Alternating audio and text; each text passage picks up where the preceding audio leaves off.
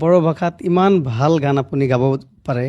গতিকে মই আপোনাক অনুৰোধ জনাম, অসমৰ প্ৰয়াত ছিংগাৰ, আমাৰ সকলোৰে মৰমৰ অতি আপোন জুবিন গাৰ্গৰ এটি গীত যদি আপুনি বড়ো ভাষাত গায়।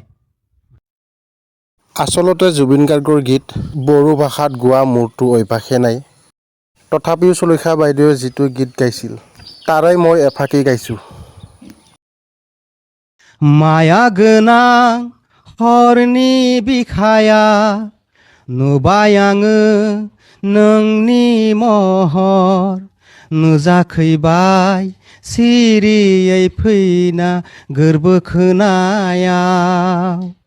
नोंदि आंनि रानस्राव गोसोनि निहरनिनो गोसो थरथिं बोहैबोनाय सान्दुंनि दैमा, आंनि देहाया मोनफ्रोमबो फुं बारहुंखाजों आंहा गोबां मुगानि सोमोन्दो। खामसिया बोथोर आंनि